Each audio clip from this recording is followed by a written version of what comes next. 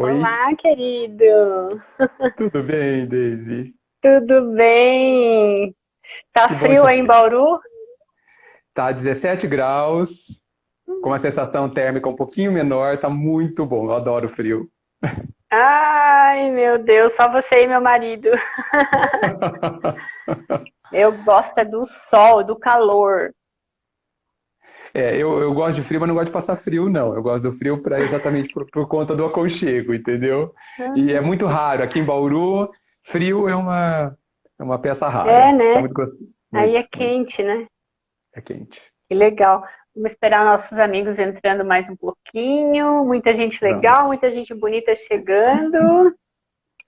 Oi, Laura. Ai, que bacana. Quanto tempo que a gente não se vê, Edgar, que a gente não Puxa vida. falava, hein? Só É, o WhatsApp. pessoal, só WhatsApp. Pessoalmente deve fazer uns 4 anos? Eu acho que mais do que isso, viu? Eu acho que eu não, nem tinha filho ainda. Meu filho já tem 5 anos. É possível, é possível. É, O eu acho tempo é implacável. O tempo é que o tempo é implacável. implacável. É verdade. Muito Mas legal. precisamos resolver isso. Quando tudo voltar à possibilidade da gente se encontrar, marcamos um almoço em São Paulo, como da última vez. Isso mesmo, exatamente. Muito legal. Muito. Bom, os nossos amigos estão entrando aí. Enquanto eles estão entrando, eu vou começar agradecendo a essas pessoas que estão entrando e que estão dispondo do tempo delas para estarem conosco.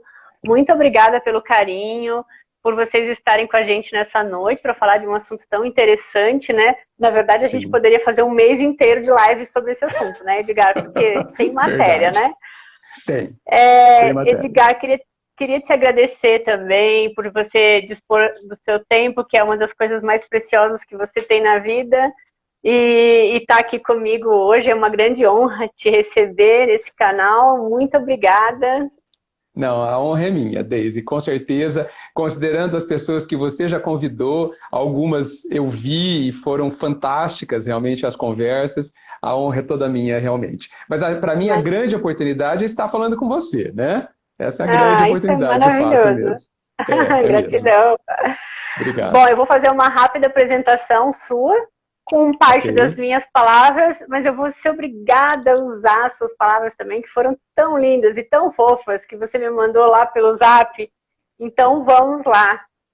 O Edgar é brasileiro, casado, não é advogado, ufa! É palestrante, professor, mentor, estudioso de logoterapia e, nas palavras dele, abre aspas, é uma pessoa de exatas com os pés fincados em humanas, reflexivo, falante, um quase recluso que adora pessoas, defende a liberdade e se prende ao dever, enxerga a ignorância humana e vê claramente a grandeza de cada um, crê no presente. Eu achei tão poético isso, tão bonito, muito legal. Tinha que falar, tinha que dividir com as pessoas. O Edgar também é escritor desse livro aqui, que é Permita-me que eu fale ao seu coração. Eu fiz um videozinho aqui logo que eu recebi. Também tem uma foto lá no meu Instagram falando dessa obra, que na primeira tiragem já praticamente esgotou, né, Edgar? Sucesso absoluto. Olha, é incrível, tá? Vai fazer um ano em setembro, ou seja, ele tem 11 meses de vida e deve faltar umas 300 cópias já só para acabar. Nossa, muito legal, muito sucesso. E eu também quero aproveitar e contar um pouquinho rapidamente como a gente se conheceu, que é muito legal, Ótimo. né? É muito legal. Bom, é muito legal. Eu conheci o Edgar aqui em São Paulo, num congresso para gestão de departamentos jurídicos, eu acho. Eu palestrei nesse congresso e no final algumas pessoas fizeram perguntas e o Edgar foi a última pessoa que fez pergunta naquele dia. E a pergunta dele era tão rebuscada, tão elaborada, tão tudodebom.com, que eu passei a primeira metade da pergunta dele desesperada, morrendo de medo do que eu iria responder. E a segunda metade da pergunta dele eu passei pensando o que eu vou fazer agora. E aí eu fui muito sincera com ele e eu disse, eu não sei te responder a sua pergunta, ela é extremamente sofisticada e ela daria um livro. Vamos escrever um livro juntos sobre isso. Eu nem me recordo qual era a pergunta, tamanho, o meu desespero e o meu medo. Mas foi muito incrível. Depois a gente trocou cartões e a gente se encontrou de novo e tivemos a oportunidade de almoçar e trocar algumas horas de conversa muito agradável e muito conversa de gigantes que eu gosto de falar, porque quando você tem aquela conversa que tem troca, que tem, né, que vem conhecimento, que vai, é conversa de gigantes nesse sentido, né? Foi muito, muito especial. E aí, para minha surpresa, você me contatou agora por WhatsApp para me dizer, preciso te mandar a minha primeira obra, e eu fiquei super feliz e honrada de receber um exemplar do teu livro. E foi assim um contato que foi um grande presente nesse ano de 2020. Foi muito, muito especial. Muito obrigada. Obrigado, Deise. Agora, deixa eu contar o meu lado do nosso encontro. Ah, sim, por favor. O meu lado do nosso encontro. Então, realmente, eu estava ali a trabalho, né? Tinha um stand naquele evento, né, da empresa que eu trabalhava, né? Eu sou da área de TI, né, de exatas, como você disse, e eu estava comercializando exatamente um software jurídico. Muito bem. E só que nós tínhamos a oportunidade de ver todos os palestrantes conversando. Então, você, outras pessoas, muito bem, muito mais. Eu só fiz a pergunta para você, para ninguém mais. Entendeu? E eu também não me lembro da pergunta e eu acho que, pensando agora, ela era irrelevante. Né? É verdade. Porque o que estava acontecendo ali? Né? Eu estava sendo cutucado pela vida para escrever um livro há mais de um ano. E eu estava resistindo bravamente. Eu não queria. Eu resistia. Né? E talvez tivesse um medo aí nessa jogada. Né? Possivelmente. Né? E aí você me responde... Eu não sei responder, realmente não era, foi muito honesto da sua parte, foi muito legal, mas quando você falou, vamos escrever um livro sobre isso, eu falei, não. Até a Deise, que eu não conheço, me fala de um livro. Isso. Não. Então, assim, foi a gota d'água. De todos os avisos, você foi. Sabe quando você me empurra no abismo sem alternativa? Porque, assim, era muito fora de contexto, Deise. Muito fora de contexto. Então eu falei assim, não, ok, eu vou escrever um livro. Você acredita em acaso? De forma alguma. De forma alguma. E depois, veja, depois eu descobri que a gente estava sentado na mesma mesa na plateia, ali. Né? E aí trocamos cartões, e aí estamos aqui, ganhei uma amiga, realmente foi o destino Edgar, fascinante. A gente estava na mesma mesa, eu vou olhar a foto, eu tenho uma foto dessa mesa. Então, puxa, depois me mande. Eu não estava do seu lado, você estava na ponta, mas eu estava junto com a sua equipe. Olha, que legal! Vou procurar essa foto, vou te achar lá. Olha por favor, nossa! Por favor. Não existe acaso, definitivamente não existe acaso. Não. Muito legal. Bom, a gente vai falar sobre medo, e antes, nossa, eu vi poemas maravilhosos sobre o medo, eu até coloquei um pedacinho daquele poema do Braulio Bessa no nosso convite. Mas eu vi depois vários outros. Eu vi o Forjando a Armadura do Rudolf Steiner, se eu não me engano. Minha coach sempre me mandava ler esse poema nas sessões, era muito interessante. Mas hoje eu trouxe aqui para ler o livro dos ressignificados, do Acá Poeta. E ele pega as palavras, ele é um menino muito criativo, é o primeiro livro dele, esse aqui. Ele pega as palavras e dá um ressignificado. E eu vou ler o ressignificado do medo bem rapidinho para a gente começar. Medo é a sirene da alma, palpitações de aviso. É um mensageiro que invade meu corpo dizendo que algo vai acontecer. É o frio que a gente sente pela espinha. É o irmão mais velho do desespero. É o pai dos filmes de terror. É uma força da natureza mais velha do que o próprio bicho-papão. Cuidado para não alimentar demais, senão ele foge de controle e devora você. Fofo, né? Perfeito, perfeito. Bom, eu vou te fazer uma pergunta fácil para a gente esquentar, porque a segunda pergunta vai ser densa, viu? Pessoal, não saiam daí, porque a segunda pergunta é quente. A minha primeira pergunta para você, Edgar, é: o que é o medo para você? E ele é mocinho ou ele é vilão? Legal. Eu acho que ele não é nem mocinho, nem vilão. Eu penso o seguinte, Deise, tudo que é natural, como diz a palavra, é natural. Então, como que eu vou achar uma coisa da natureza ruim em si mesma? Não consigo, né? Eu que dou essa qualificação para as coisas, né? Então, normalmente, nós achamos que o medo é ruim, mas eu acho que ele não é, porque ele pode ser tão útil, e ele é muito útil, né? Então, exatamente como você leu na ressignificação, ele é um grande alerta, ele é um alarma, né? Ó, fica atento.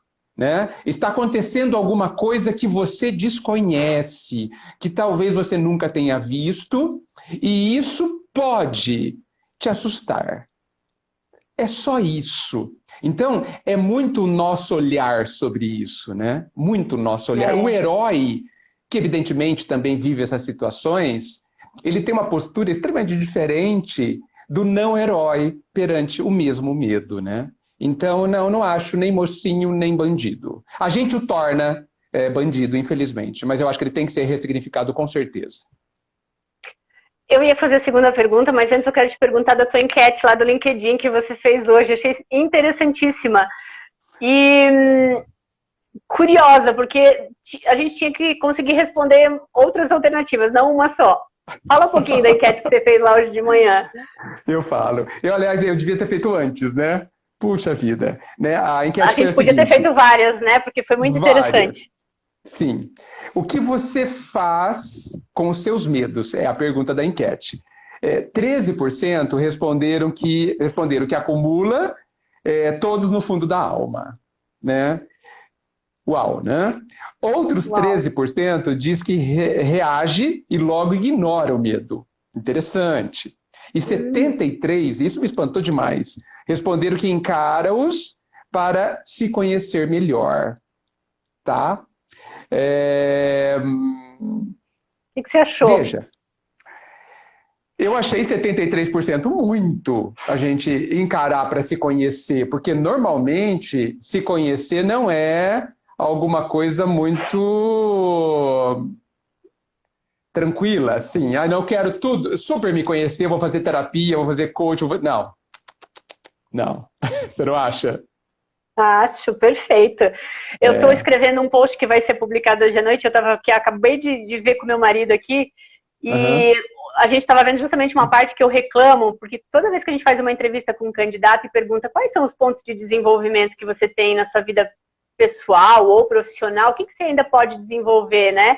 E as pessoas falam, eu tenho que melhorar em muitas coisas. O quê? Me cita algum exemplo. Ninguém sabe responder. As respostas são sempre medíocres e rasas, sempre. E quando elas vêm com aquela resposta, eu sou muito perfeccionista, eu tenho vontade de expulsar o candidato da sala, de verdade. Então, porque não é fácil mesmo esse espelhamento, né? Você se olhar no espelho, enxergar aquilo que não tá legal, que vai precisar ser refinado, né? Então, é muito curiosa essa resposta, de fato. Vamos para a segunda pergunta. Puxa. Edgar, lá na minha primeira infância eu vivi um processo de rejeição que foi muito forte, muito particular, e a partir daí eu desenvolvi uma dinâmica de determinação extremada, de foco extremado, de tudo muito extremado, assim, né? E dedicação, foco, determinação, nada disso é ruim.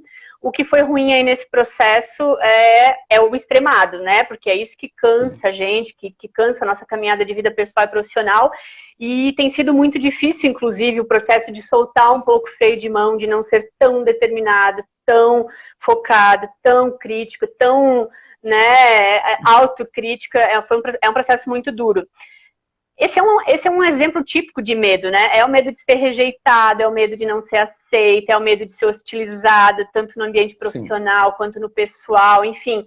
É um fenômeno chamado rejeição que desencadeia uma cadeia de medos, né? E que faz você virar uma máquina, ou poderia ter algum efeito reverso do tipo, larguei o mundo, larguei a vida, vou para as drogas, para qualquer coisa, o oposto de tudo isso, né? Então eu olho para isso não com tristeza no coração, eu olho para isso como uma oportunidade, algo que eu precisava passar e que trouxe frutos muito bons também, né? Em sua grande maioria. O que eu queria te perguntar em relação a isso é justamente isso, e até está um pouco em linha com essa questão da enquete. Assim, você realmente acha que as pessoas têm consciência clara da origem dos seus medos? Acho que não.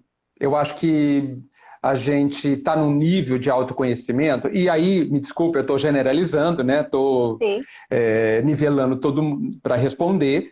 É claro que há exceções, mas eu acho que a gente está muito, muito adormecido, né? O que é sinônimo de piloto automático, né? Talvez a gente possa dizer que a gente mal está vivo, Daisy. A gente só está sobrevivendo, sabe? Eu vejo muito o ser humano, de forma geral, no bateu, levou, entendeu? Na reação e não na ação de verdade, né? Onde você tem, de fato, um objetivo, né? E você trabalha focado no objetivo. E aí, quando acontece alguma espécie de ataque, que não é ataque, né? Alguma espécie de ameaça surge, né? Você administra, né? E continua de olho no objetivo. O que eu vou fazer para chegar no meu objetivo e não simplesmente... Né? Então, eu acho que a gente está muito no automático para a gente saber a origem dos nossos medos. Você falou de uma questão de infância, onde é praticamente impossível ter uma reflexão profunda naquela época. Claro, né? perfeito. E é muito legal, porque muita gente vive o que você viveu ou algo parecido e reage de forma completamente diferente, né, Daisy? Né? Ou seja, a sua estrutura interna permitiu esse tipo de postura que foi muito útil, apesar dos seus preços, né? Foi muito útil, né? E que te permite agora soltar o freio, como você disse. Pode ser problemático, talvez não, pode ser difícil, pode ser uma coisa que você não esteja acostumada, que tem até medo de soltar o freio, mas você tem a lucidez para isso, né? Então, é muito legal você não ter nenhum tipo de amargura sobre isso. Falei, puxa, eu cheguei num lugar bom, né? Cheguei num lugar legal, me sinto bem, estou, né, inteira, né? Então, Agora, o medo da rejeição muitas vezes continua para sempre, né? Infelizmente. É difícil, mas é muito continua. engraçado. Acho que os guias espirituais vão dando umas coordenadas. Até lembrei hoje à tarde, Edgar, de um episódio nessa linha assim dessa coisa assim tinha que ser perfeito, não podia pecar, não podia cometer erros, né? Lembrei de um episódio que eu estava na sala de um dos nossos diretores estatutários um dia, e ele tinha uma dúvida sobre, eu não sei se era uso capião ou se era usufruto. Era um desses dois. Eu sei que eu saí da sala dele, entrei no elevador e eu pensei, eu usei a expressão errada. Vamos supor que ele tivesse falado de usufruto, tivesse com problema relacionado ao usufruto e eu estava usando a expressão uso capião. E eu entrei no elevador assim, meu Deus, eu usei a expressão errada, e agora? Já apertei no botão e pensei, vou voltar lá na sala dele, vou pedir perdão, desculpas, não sei o quê. E daí eu recebi uma mensagem na minha cabeça dizendo assim, nada disso, vai sair do elevador no seu andar, vai chegar na sua mesa, vai mandar um e-mail para ele usando a expressão correta e dando as coordenadas do que precisa ser feito, como você disse a ele que faria, e não tem nada disso. E foi um presente divino, assim, porque aquilo ali fez romper um processo que eu tinha que, no passado, o que teria acontecido na prática? Eu teria voltado, pedido desculpas, mil perdões, daí toda vez que eu encontrasse o cara na rua, eu ia mudar de calçada morrendo de vergonha, eu não ia entrar no restaurante onde ele estava almoçando ali, porque eu ia morrer de vergonha, e ia carregar aquele sofrimento. E esse episódio foi tão libertador na minha vida, porque eu entendi, tá tudo bem, eu nem sei se o cara percebeu que eu falei a coisa errada, eu nem tenho certeza se eu falei errado mesmo, até hoje eu não tenho certeza absoluta disso e ficou tudo bem. E foi muito libertador, esse episódio foi muito libertador. E nesse sentido, pequenos episódios vão libertando a gente dessa carga de ter que ser perfeito, de não poder ser hostilizado, de não poder ser rejeitado, tá tudo bem, ninguém vai gostar 100% de você, né? Isso é normal, faz parte do processo, né? Mas é um trabalho de formiguinha, passinho a passinho, né? Sim, mas é um trabalho precioso, porque diz para mim, Daisy, se tem trabalho mais importante do que esse, da gente se construir corretamente, melhor dizendo, ou adequadamente, ou então na direção da nossa felicidade, melhor dizendo. Que trabalho é melhor que esse? Não tem jeito. Exatamente. né? Então, Exatamente. é uma grande experiência, não tenha dúvida. E é mágico, né? E cada vez que a gente rompe uma dessas etapas, dessas fases, né? É tão libertador e é tão incrível. Isso é muito legal. Como é que o medo atrapalha a carreira das pessoas, hein? Nossa, meu Deus. Olha, eu ouso dizer que nós somos quase que controlados pelo medo. 100% deles. Muitos de nós, e olha, estou falando da grande maioria da população humana, acorda e dorme sob o domínio do medo. Nós temos medo de tudo. Nós temos medo de dormir e não acordar, de acordar e como vai ser o dia, né? De atravessar, de dirigir, do filho sair, do filho entrar. Me diga do que a gente não tem medo desse. De tudo. E a gente está permanentemente ou procurando fugir do medo, ou contorná-lo, mas raramente resolvendo o medo. Porque eu estou absolutamente convicto que há solução para o medo. Não tenha dúvida, para todos os medos. E não é para um, para todos os medos. Então, agora, enquanto a gente precisa parar de ter medo do medo, entende? Eu vou te dar um exemplo. A gente faz análise SWOT, certo? Né? Oportunidades, ameaças, né? Fraquezas e forças, né? Alguns de nós, principalmente quando você faz um coach, você faz análise SWOT de você. Tá certo? Em relação à sua vida, em relação ao objetivo, em relação ao emprego, ao trabalho e tudo mais. Legal. Mas eu quase me pergunto, para que eu preciso do SWOT? Basta eu olhar quais são os meus medos. E eu terei talvez todas as minhas fraquezas ali listadas. Talvez.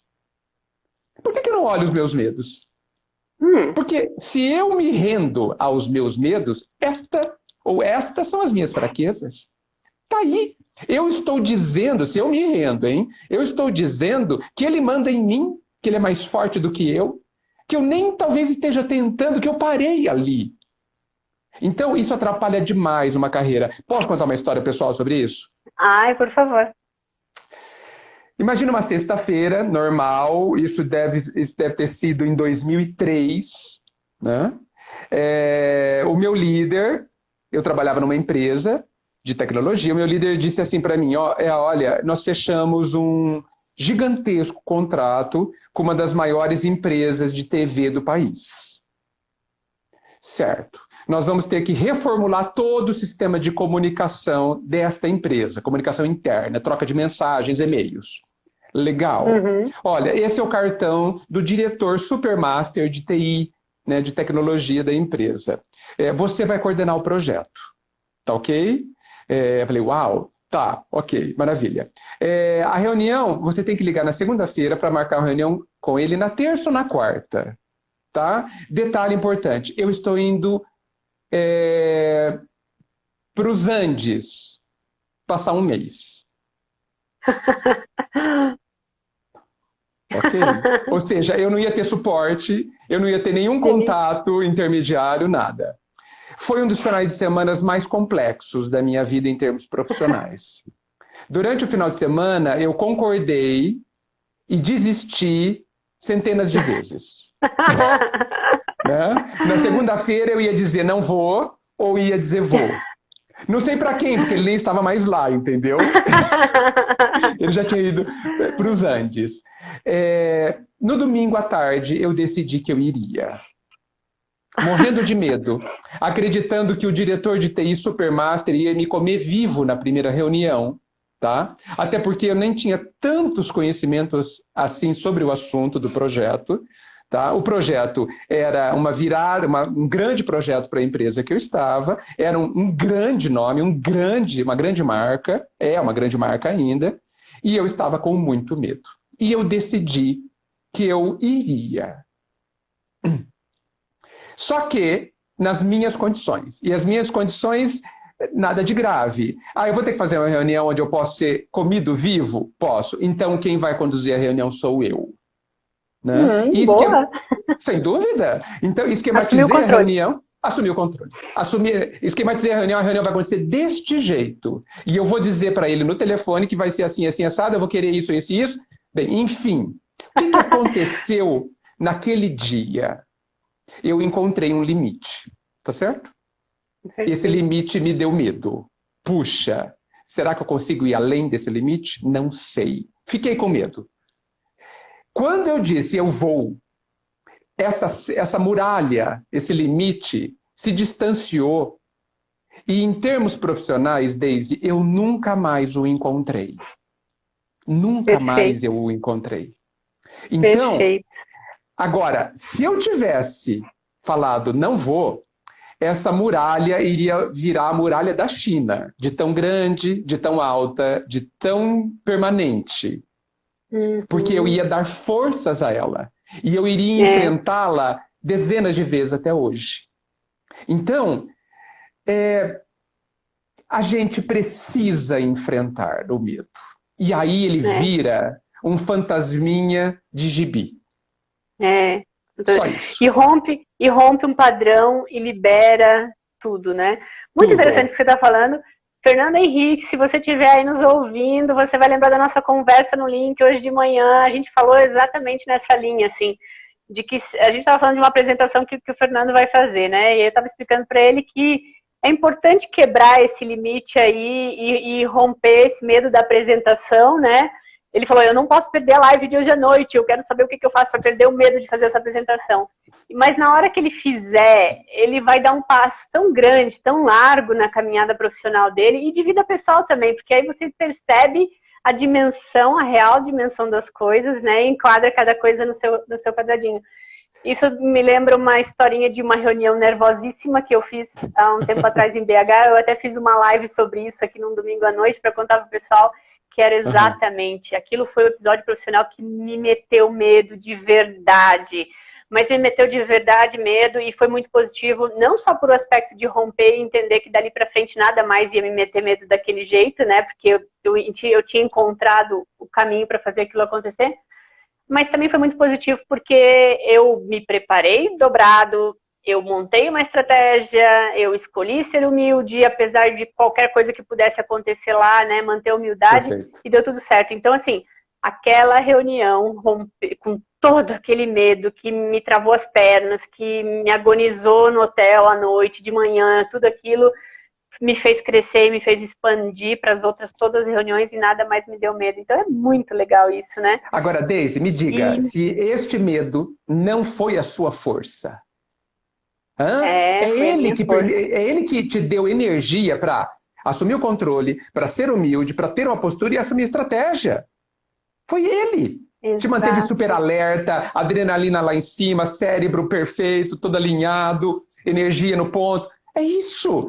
Você usou a seu favor. Ele não foi uma fraqueza, ele foi uma força. Exatamente. É incrível.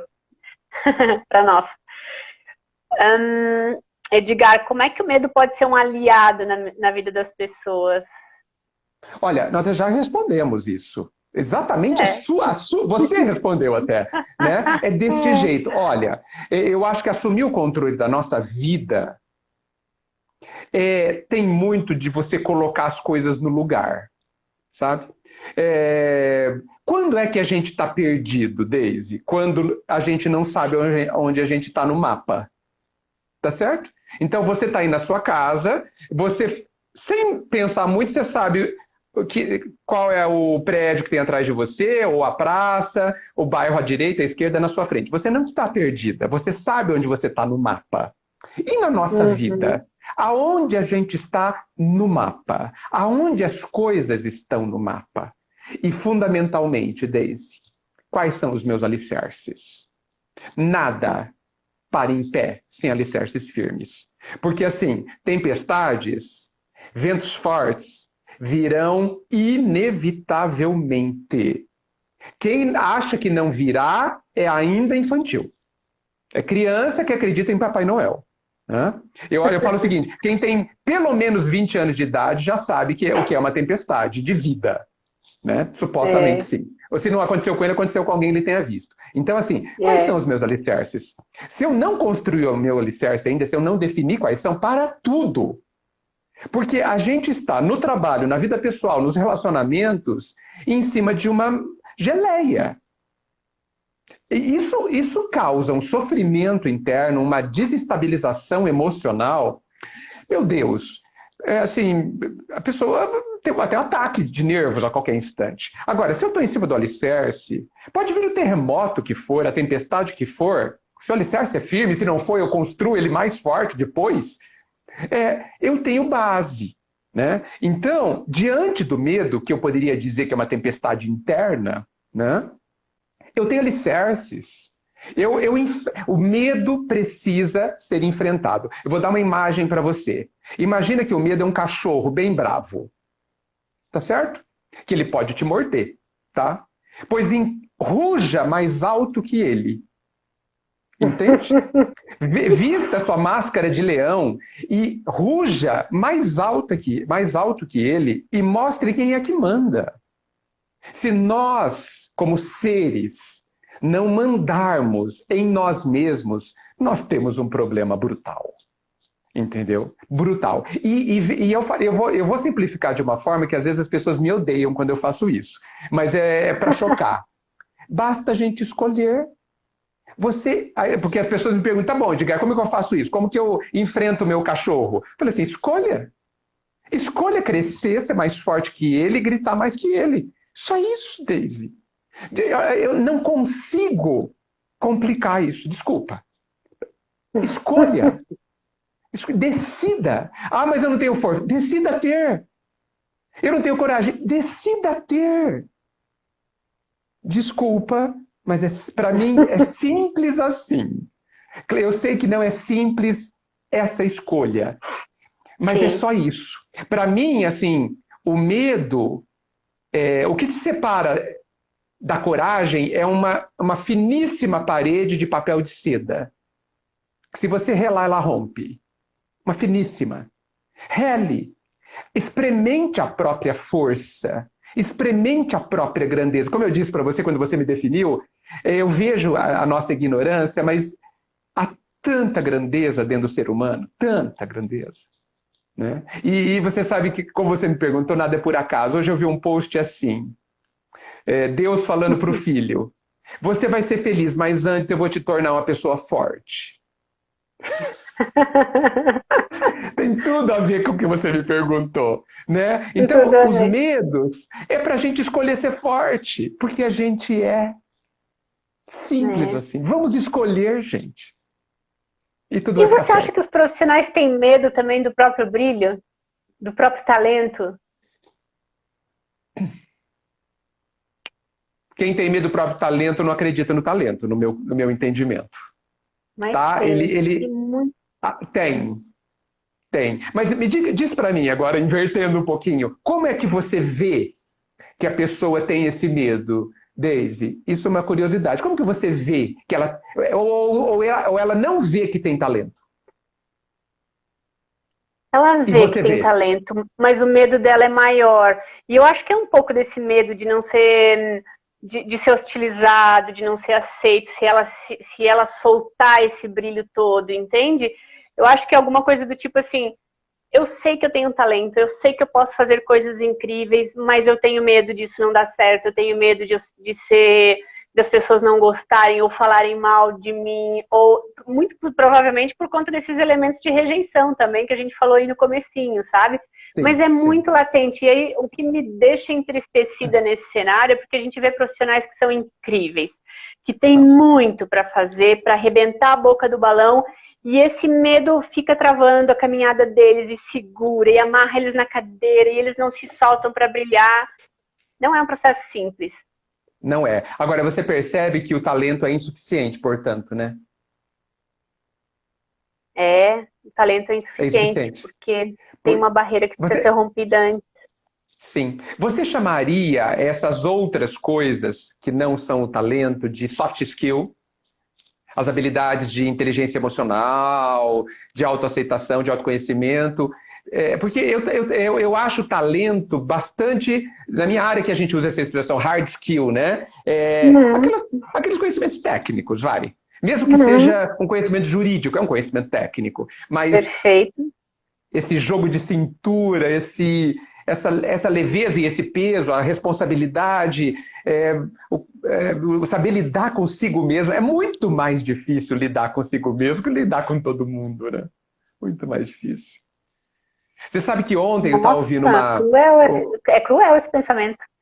Qual? Eu não tinha pensado por esse ângulo. Acho que é mais difícil lidar consigo mesmo do que com os outros, Porque a gente sempre cai na armadilha de achar que é difícil lidar com os outros, lidar com os pares, lidar com o chefe, lidar com o subordinado, lidar com tudo menos com a gente mesmo, eu acho, não sei. Sim, não, e isso que você está falando é o que todo mundo diz, você concorda? Lidar com as pessoas... Não sei que escritor que diz que os outros são o nosso inferno, né? Não sei se foi Sartre, não importa, tá? Desculpa, discordo, eu sou meu inferno, entendeu? O meu grande problema sou eu mesmo. Os outros, meu Deus, os outros, um dia a gente vai considerá-los facílimos da gente se relacionar, né? Facílimos. Agora, eu acho que... Como eu estava dizendo, todo mundo fala que os outros são o nosso problema. E eu acho que isso é uma grande nuvem de fumaça que não sei por que colocaram na nossa frente para que a gente não ataque o verdadeiro problema, que é o que está acontecendo no que eu chamo a nossa vida verdadeira. Eu acho, Deise, que a gente não vive fora de nós. De verdade. A gente vive dentro de nós. Fora de nós acontece um monte de coisa, não tenha dúvida, né? São essas coisas que a gente vê. Mas dentro... Olha o que você me disse, o que aconteceu dentro de você no elevador.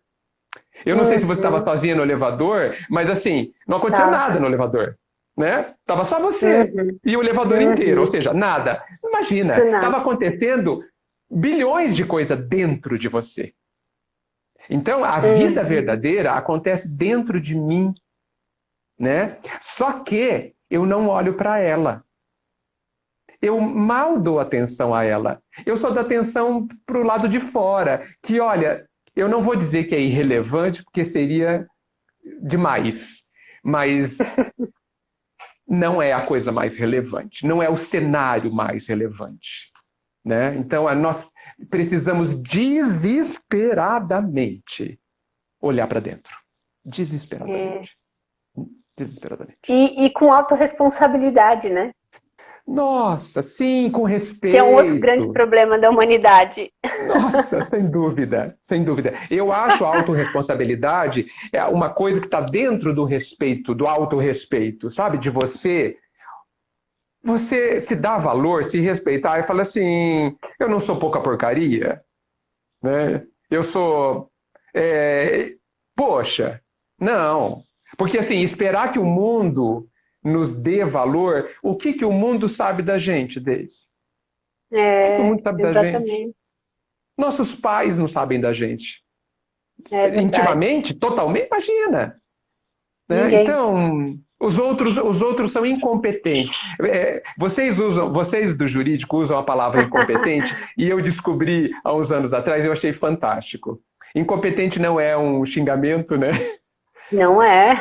Não é um xingamento. Então, assim, os outros são juridicamente, né, no termo jurídico, incompetentes para me dizer qual é o meu valor. Simples assim. Simples assim. E é tão libertador, né? Quando a gente pega a autorresponsabilidade e se empodera dela, é tão libertador, porque você consegue olhar para as escolhas que você fez na sua caminhada, independente de serem corretas ou equivocadas, com tanta leveza, com tanta serenidade, no sentido de entender que aquilo era o que você tinha alcance para fazer naquele momento, aquilo era o teu campo de ideias que você conhecia, e tá tudo bem, fiz decisões equivocadas, cometi erros que me engrandeceram, me desenvolveram, cresci com eles e vida que segue. Mas sem culpa, sem nostalgia, sem a tristeza de que eu faria diferente.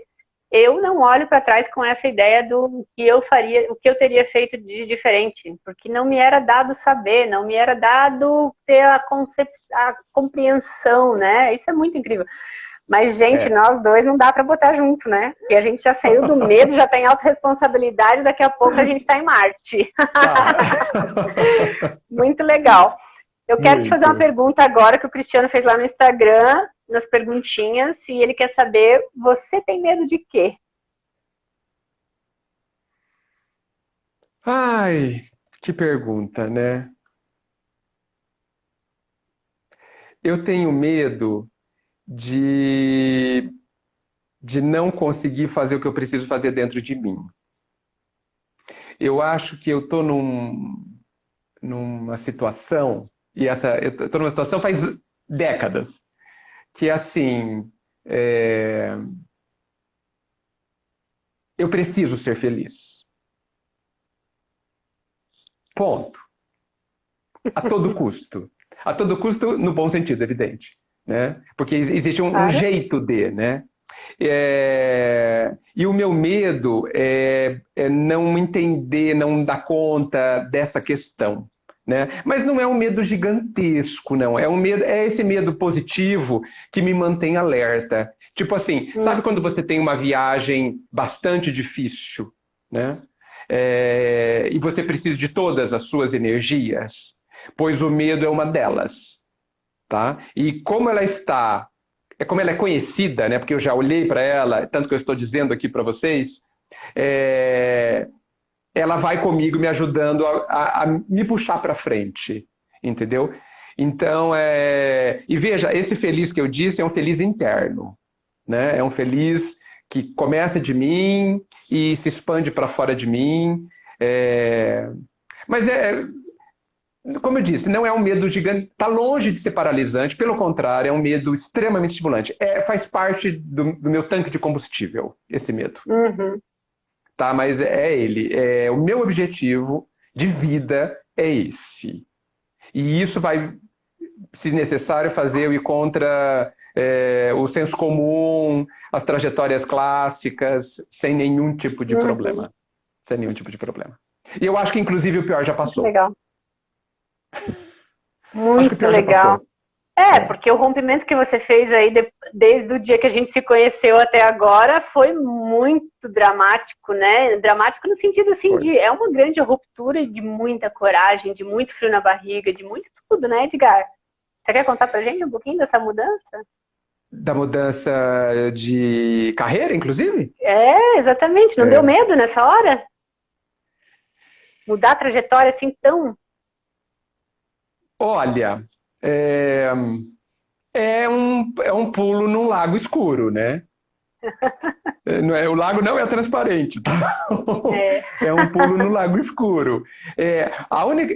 Foi o seguinte, eu sabia que eu estava no final de um ciclo, não da carreira inteira, né? Então eu sou da área de tecnologia, fui dono de umas 6 empresas, desde 93 até hoje, sempre de tecnologia.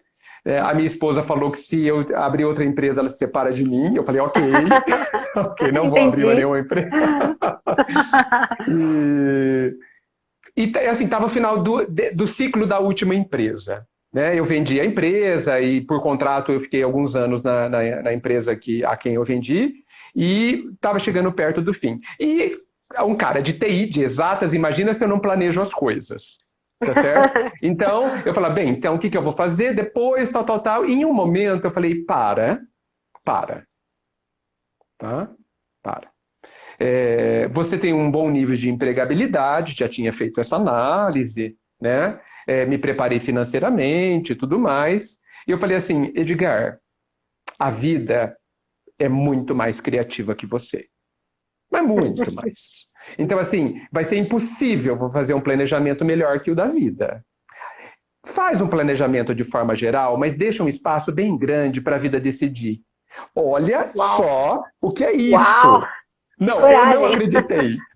Eu não acreditei. Não acreditei. Porque, assim, abre espaço para a vida inventar qualquer coisa. Realmente, eu precisei elaborar um pouco isso, trabalhar, demorou alguns meses. Eu falei, ok, né? E aí, de fato, o ciclo fechou, né? E eu resolvi não trabalhar em lugar nenhum e fazer nada profissionalmente, tá? Eu fiz 1 milhão de coisas não profissionais, vamos dizer assim. E aí ressurgiu, tá, Daisy? Porque essa história antes dos anos 2000. Ressurgiu a possibilidade de eu sair da área de informática e começar uma faculdade, uma graduação de psicologia. né? Já estou Eu devia ter no feito segundo. psicologia. Então, você pode fazer psicologia, tá Uma ok? preguiça, Lu.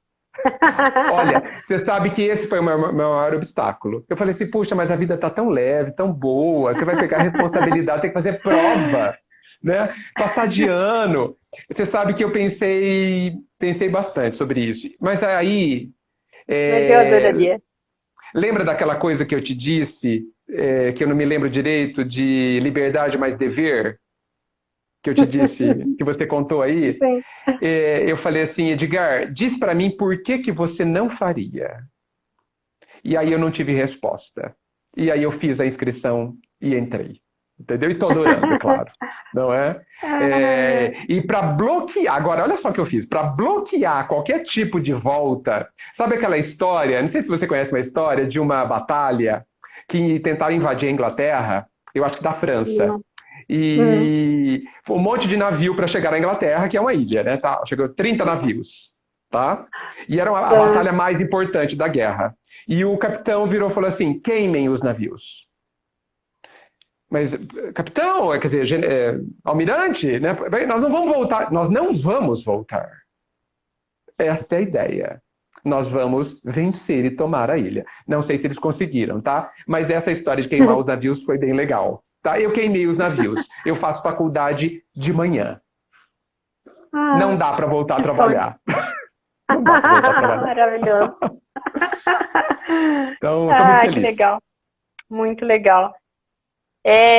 Tem mais uma pergunta que a Vera deixou pra gente lá no Instagram. Eu acho que a gente já falou bastante sobre isso aqui, mas eu gostaria muito de honrar a pergunta dela. Ela perguntou assim, o que o medo pode causar e como conviver com ele? Tá. O medo pode matar a pessoa. Ela deixa de viver.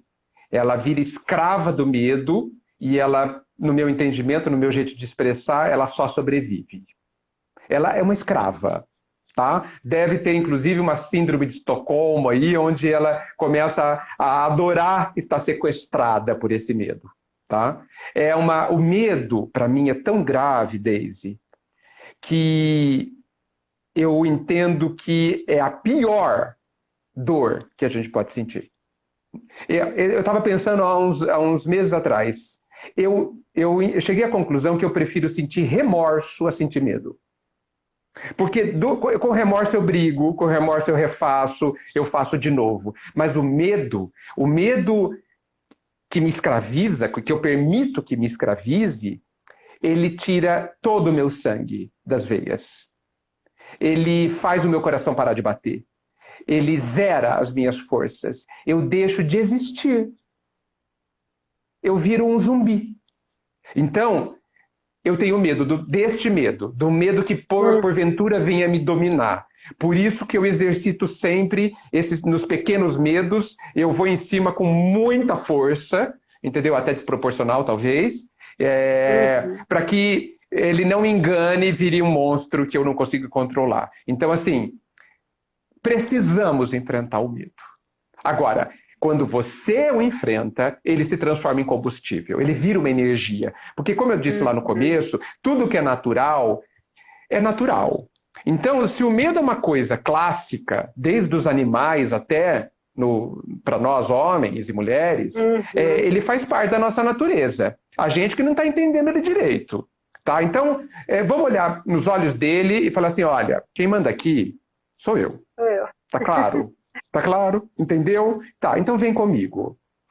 Por isso que a gente não deve fugir dele. Vem comigo. Porque é uma força muito poderosa, né, Daisy? Então vem comigo. Pronto. Muito isso que tem que fazer. E você sabe que isso me lembrou agora uma história, que eu até escrevi um post sobre isso no meu Instagram, do meu do meu salto de paraquedas.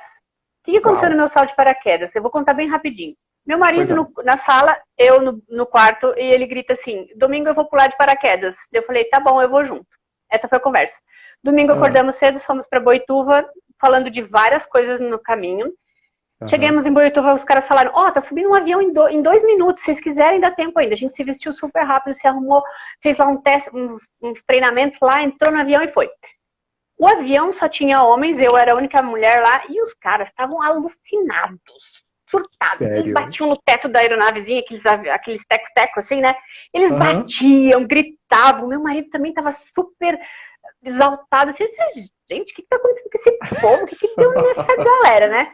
E eu lá viajando na maionese, olhando aquele aviãozinho subindo, aproveitando. E o avião, ele subia assim, meio em linha reta, era um negócio super estranho. E eu olhando aquilo assim, gente, que coisa interessante isso, como é que ele consegue subir assim? Daí eu tava curtindo, tinha uma imagem assim, bem rural, assim, tal, né? Eu não tinha a menor ideia do que eu tava fazendo, menor ideia. Quando eu cheguei na porta do avião para saltar, aí eu entendi tudo, eu entendi o nervosismo dos caras, eu entendi o que eu tava fazendo ali, eu não enxergava mais casa nenhuma, só as nuvens, eu falei, gente, aí não deu tempo. Aí eu comecei a virar de ponta cabeça, eu pensava, não tá entrando ar no meu pulmão, eu vou morrer, ai meu Deus, ai meu Deus. Aí quando a gente pousou, os caras, aqueles que estavam pilhadaços de meu marido, meu, que massa, que legal, vamos pular de novo, não sei o que. Eu falei, sério? Isso foi um horror, eu devia ter gasto esse dinheiro comprando uma sandália. O que eu tô fazendo aqui e tal? Mas eu fiquei encucadíssima com esse episódio. E eu fiquei remoendo ele semanas. Por que os caras estavam pilhados? Por que eu achei um saco, eles acharam o máximo? Porque faltou medo. Eu não tinha consciência do que eu estava fazendo ali, nenhuma. Eu não parei para pensar no que eu ia fazer, eu não sabia exatamente o que era um salto desses, eu não tinha consciência, só tive consciência na hora que eu estava no pezinho, e daí me faltou medo, me faltou adrenalina. Se eu tivesse ficado naquela vibração do medo, eu teria curtido muito mais, né? Foi muito interessante. E muito curioso, porque eu tinha visto meu marido pular de bug jumping no Hopi Hari, baixinho, um jumping que era um balancinho, e ele ganhou um convite, eu tive a oportunidade de ir. Eu não fui, eu tava ali olhando ele pular, eu vi ele e falei, imagina, por que eu vou fazer isso se eu tô aqui tão confortável sentada? Claro. Eu tinha consciência e o medo estava ali, né, me assustando, eu não fui. O que foi a mágica e o presente disso tudo, né? É que no fim, eu jamais teria ido, se eu tivesse consciência clara do que eu tava fazendo, eu jamais teria feito esse salto, mas eu fiz, eu não senti o prazer que todos eles sentiram, mas depois dessa experiência, eu percebi que eu posso agora pular de qualquer coisa. Eu quero já fazer um parapente lá no Rio de Janeiro com aquela vista linda e tal, coisas que eu jamais faria na vida. Então, assim, faltou medo para eu curtir, faltou adrenalina para eu vibrar do jeito que eles vibraram, né? Eu não tive a experiência que eles tiveram, mas também rompeu aí um cenário de que também vai me gerar outras oportunidades. Fantástico. Edgar, não, muito louca, né? Que incrível, adorei falar sobre medo, eu acho que a gente tem que pensar em outros temas desses que a gente adora falar, porque a gente descamba, né, e fala de autorresponsabilidade e vários outros temas malucos. Foi muito legal. A gente já está no finalzinho, eu quero muito agradecer de novo a todas as pessoas que entraram, os nossos amigos, os nossos familiares. Muito obrigada pelo carinho de vocês estarem com a gente aqui, foi muito legal, muito, muito obrigada. E a você, um agradecimento imenso pelo carinho, pela generosidade, pela amorosidade. Muito obrigada, foi uma honra imensa. Super obrigada. Obrigado muito, Deise. Para todo mundo também que estava aqui com a gente, mandando essas energias boas. E para você, é uma alegria a gente estar junto. Estou à disposição quando quiser. Foi uma alegria. Eba. Muito obrigada. Um super beijo no seu coração e a gente vai se falando. Muita luz a todos. Tchau, tchau.